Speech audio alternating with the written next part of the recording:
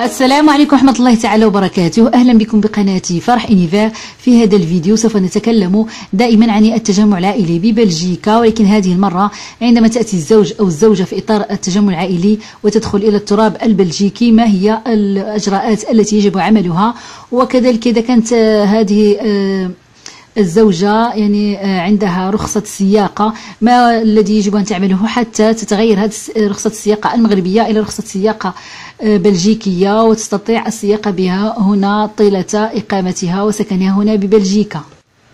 ولكن قبل أن أبدأ هذا الفيديو أتمنى لكل من دخل أول مرة قناتي أن يشترك بها، ولا تبخلوا علي بإعجاباتكم، وأهلا بكم دائما بقناتي فرح إونيفير.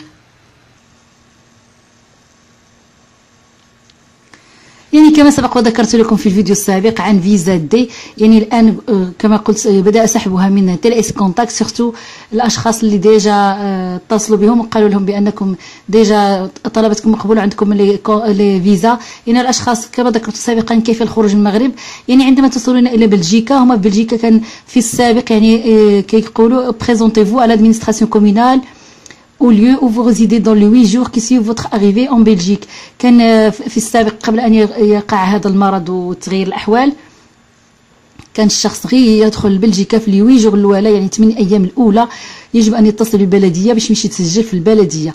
ولكن الآن مع هذا المرض أصبح الآن في بلجيكا باش تمشي للبلدية ما كتقدرش تمشي مباشرة، يجب أن تأخذ موعد، تتصل بالهاتف ويعطيكم موعد وكتسولهم واش تقدروا تجيو ولا خصكم ديروا لا كارونتين. كما قلت سابقا بلجيكا كتفرض على الاشخاص اللي اتوا مثلا من المغرب يبقاو في ديورهم في الحجر 14 يوما. من تسجل الزوجه بالبلديه يجب اول حاجه خصك تضعي السميه ديالك والكنيه ديالك في لابواط لتر مع الزوج ديالك، هذه ضروره كيعملوها هنا في بلجيكا. اي واحد خصو يكون سميتو على ديك لابواط لتر، الزوج والزوجه كيكون الاسماء ديالهم في لابواط لتر ضروري باش من ابخي من يجي لاجون دو كارتي يلقى سميتك. عندما يعطوك موعد باش تمشيو لا كومين بور سانسكري باش تسجلوا، يجب ان تاخذوا معكم مجموعه من الوثائق. في بعض الاحيان الانسان كيمشي اول مره كيقول لهم بغيت نتسجل، هما كيعطوك واحد الورقه فيها مجموعه الوثائق اللازمه التي تكون معظمها مثلا يجب ان تاتي بنسخه من عقد الزواج، نسخه ابوستي، عقد الزواج يكون مترجم الى اللغه الفرنسيه ويكون ابوستي عليه لابوستي. وبعد البلديه قد تطلب حتى النسخه الكامله مع عقد الازدياد ابوستي، احسن الواحد يجيب معاه هذه الاوراق. ويطلب منك 6 صور، ولكن الصور يجب ان تؤخذ هنا ببلجيكا لانهم عندهم واحد المقاييس خاصه بهم. وكذلك خصكم تجيبوا لو بايل، داك عقد الكراء. اذا كان الزوج مكتري للمنزل يجب ان ياخذ معه عقد الكراء، يعمل له نسخه ان كوبي، والزوجه خصها تاخذ معها هذه النسخه تاع البايل باش تبين بانها سوف تسكن مع زوجها بنفس العنوان، وتاخذ وزوجها ايضا يعمل الصور ان فوتوكوبي، نسخه لبطاقه الاقامه ديالو ولا لبطاقه لا كارت ديدونتيتي. اذا كانت عنده جنسيه بلجيكيه كتكون عنده البطاقه الوطنيه البلجيكيه، الا كان ما عندوش جنسيه بلجيكيه كيكون عنده غير لا كارت دو سيجور، بطاقه الاقامه يعمل لها ان كوبي باش تاخذها معها الزوجه. ومن بعض الاحيان الكومين كيكون عندهم وثائق اخرى، الواحد من يمشي اول مره يقدر يعطيك واحد ان ليست وكتجيبها باش تسجل. وتاخذوا معكم حتى جواز السفر اللي فيه فيزا دي باش يعرفوا امتى دخلتم الى التراب الوطني البلجيكي. وهناك سوف يعطي لكم ورقه تعملوا عليها الامضاء، اذا كان عندكم لي بيرمي دو كوندوير رخصه السياقه يجب ايضا الادلاء بها في تلك الوثيقه. عندما المرأة ولا الزوج اللي جاء في إطار التجمع العائلي يضع كل الأوراق ويتسجل في البلدية، سوف يقول له انتظار أن يمر لاجون دو كارتي، ان بوليسي ديال الحومة، بحال نقولوا القائد ولا الشيخ نتاع الحومة كما في المغرب. هو لاجون دو كارتي هو اللي خصو يتأكد بأن الزوجة ساكنة في نفس العنوان مع الزوج ديالها. يقدر يقعد واحد الشهر ولا كيراقبوا الشخص واش الزوجة والزوج ديالها بصح ساكنين في نفس العنوان، كيخرجوا اونصومبل، عايشين كما يعيشوا الازواج. وهو حينما يتاكد من كل هذا يقدر ياتي يوما الى المنزل باش يتاكد بان الزوجه والزوج في نفس العنوان.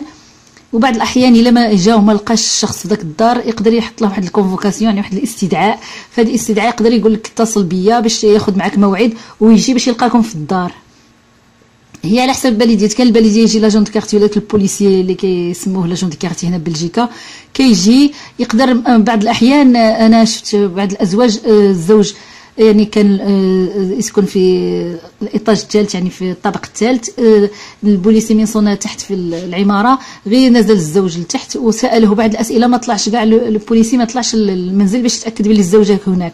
غير سولو واش الزوجه راها تما، قال له اوكي وي راه تما، قال له صافي يعني سي فيني. ولكن كاين بلديات كيكون اكثر يعني كيديروا مراقبه اكثر، يقدر داك لاجون دو كارتي ولا لو بوليسي داك ديال الكارتي كيطلع عندك للدار، كيشوف الزوجه كيشوفك انت وكيبقى يسولكم صافا يعني واش الامور ماشيه مزيان ويتاكد سيتو.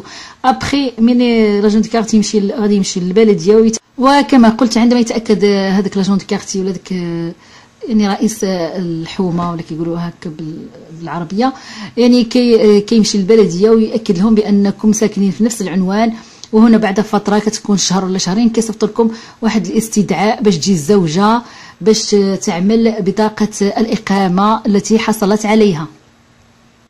فمثلا اذا كان الزوج لا يحمل الجنسيه البلجيكيه فزوجته سوف تاخذ ما يسمى لا كارت ا، يعني إقامة مدتها سنة قابلة للتجديد. إذا كان الزوج يحمل الجنسية البلجيكية الزوجة سوف تحصل على ما يسمى لاكارت اف مدتها 5 سنوات قابلة للتجديد بعد 5 سنوات. إذا كانت الزوجة جاءت في إطار التجمع العائلي مع رجل يحمل الجنسية الأوروبية يعني سيتوان أوروبيان سوف تحصل أيضا على لاكارت اف التي مدتها أيضا 5 سنوات قابلة للتجديد بعد 5 سنوات. يعني بالنسبه الى جبتو ان بيرمي دو كوندوير ماروكان ديال المغرب وبغيتو تبدلوه في بلجيكا، يعني كيقول لكم ابري سون انسكريبسيون يعني لا تانسكريتو en Belgique في la commune le candidat doit attendre 185 jours avant de pouvoir demander un permis de conduire belge. يعني خصكم من تسجلوا في البلديه تسناو 185 يوم قبل ما يبدلوا لكم لو بيرمي ديالكم ماروكان. Pendant cette période de 185 jours, il peut continuer à conduire en Belgique avec un permis de conduire non européen reconnu. يعني قبل ما تبدلوه من تطلبوا تبدلوه من تسجلوا في البلديه وكتطلبوا تبدلوه خصكم تبقاو 185 يوم من تسجلوا في البلديه خصكم تبقاو 185 يوم قبل ما تطلبوا ليشونج ديال البيرمي ديالكم باش يولي بيرمي بلجيكي باش تقدروا تسيركيليو به هنا بلجيكا دائما. ومده ديك 185 جور تقدروا تسوقوا بهذاك البيرمي ديالكم ماروكان. يعني هذا هي اللي كيقولوا هنا في بلجيكا. ومن تكمل ديك 185 جور ابري لانسكريبسيون بلجيك هنا تقدر دير ليشونج ديال البيرمي ديالك دوموندي، يعني يغيروه لك البيرمي ناسيونال اترونجي نون اوروبيان ما تقدرش صافي يبقى بيريمي ما تقدرش تسوق به. ديك ابري 185 جور من تسجلت في البلديه هنا تقدر عندك تطلب ليشونج باش تعطيك ان بيرمي بلج. ويعني هو كيقول لك ضروري كتبقى 185 جور غتطلب ليشونج، وملي كتطلب التبديل داك البيرمي دو كوندوير تاع المغرب خصو يكون ديجا فالابل، يعني داك البيرمي ديال المغرب ما يكونش كامل. الا كان كامل ما غاديش يبدلوه لك، خصو يكون عاد باقي الفاليديتي يبقى عاد صالح للسياقه وبعد 185 يوم تبدلو. الا لقاوه بان التاريخ الصلاحيه ديال داك البيرمي ماروكان مثلا ما بقاش صالح ما غاديش يقبلوا يبدلوه لك، واخا يعني خصك مين تبغي تبدلو يكون البيرمي ديالك عاد صالح للسياقه. يعني كيقول لك هنا le candidat peut demander l'échange de 180 jours après son inscription en Belgique au plus tard. Cependant, la demande doit être introduite lorsque le permis de conduire national étranger non européen est toujours en cours de validité. خصكم دائما صالح للسياقه. Ici, le candidat a obtenu le permis de conduire étranger non européen et les catégories mentionnées durant une période où il n'était pas. وخص يكون هذاك البيرمي باش تسجلو خص تكون ديجا ديتو في المغرب قبل ما تكون ساكن في بلجيكا. يعني الا سكنت في بلجيكا ومشيت درتو في المغرب ما غاديش يقبلوا يبدلوه لك. خاص يعني الانسان قبل ما يدخل لبلجيكا يكون ديجا خدا لو بيرمي دو كوندوير باش هنا بلجيكا تقبل تغير. يعني هنا كيأكدوا بان chaque permis de conduire national étranger non européen est traité comme une demande d'échange tout à fait séparée. يعني الا كان عندكم بزاف لي بيرمي دو كوندوير خصكم كل بيرمي دو كوندوير كتدفعوا له ان دوموند باش يشوفوا واش لو بيرمي داك الكاتيجوري ديالك واش مقبوله في بلجيكا ولا لا. مثلا لو بيرمي بي مقبول هنا في بلجيكا، الا كان خديتيه في المغرب ولا الجزائر كتقدر تشونجيه هنا في بلجيكا. قال لك لو برينسيپ كي ديتيرمين كو لو بيرمي دو كوندوير ناسيونال étranger non européen doit avoir été obtenu lors d'une période durant laquelle le titulaire n'était pas inscrit en Belgique. يعني خصك ضروري يكون هما يتاكدوا بانك خديتي هذا البيرمي قبل ما تسجل في بلجيكا، يعني قبل ما تدخل التراب الوطني البلجيكي تكون خديته. الا ديجا دخلت تانسكريت في بلجيكا، الا تاكدوا بانك ديجا كنت في بلجيكا وخرجت من بلجيكا ومشيت مثلا للمغرب وخديته ورجعت عاود بلجيكا قلت لهم جو في فير لي شونج، ما غاديش يقبلوا يديروا لك يعني يبدلوه لك البيرمي بي. هما كيأكدوا هنا قالك لو برينسيپ كي ديتيرمين كو لو بيرمي دو كوندوير ناسيونال étranger non européen doit avoir été obtenu lors d'une période durant laquelle le titulaire n'était pas inscrit en Belgique et qu'il convient pour chaque catégorie pour laquelle un échange est demandé de vérifier si cette catégorie avait été obtenue à la date ou avant la date de délivrance, la date de la première délivrance, la date de remplacement. تأكد بأن مدة 6 أشهر إلا دخل بلجيكا قلت لك في الوي جور الأولى خصني نمشي نتسجل، يعني كما شرحت لكم في الأول خصك تاخذوا موعد لأن الأمور تغيرت بسبب هذا المرض ببلجيكا. ولكن إلا بقيتو 6 شهور ما مشيتوش كاع للبلديه وما اتصلتوش بها تعتبر هذيك الفيزا ملغات، يعني سي فيني انتهت الصلاحيه ديالها. هنا كيقول لك سي فو بريزونتي على لادمينستراسيون كومونال ابري لا دات دو فاليديتي، يعني كانت انتهت الصلاحيه ديالها نو كونسيديرون كو فيزافي بيردو توت انتيري بور لا بروسيدور. هنا كيعتبروا بان صافي حقك في التجمع العائلي مشى. وهنا كيقول لك بار كونسيكون نو فوز انفيترون ا انترودوير اون نوفيل دوموند دو سيجور على لادمينستراسيون كومونال. وهنا كيطلبوا منك ان تدفع طلب جديد باش تاخذ الاقامه، وهنا كتاخذ عاود مرحله اخرى. يعني هنا ناكد ان الشخص مين يدخل الفيزا ما يقعدش تكمل 6 شهور وتنتهي الفيزا، خصو ديك في 8 ايام الاولى يتصل بهم وباش يعرف واش يمشي يتسجل ولا بسبب هذا الحجر يقدر يدير الحجر عاد يمشي يتسجل كما ذكرت سابقا. وهذه كانت معظم المعلومات في هذا الفيديو.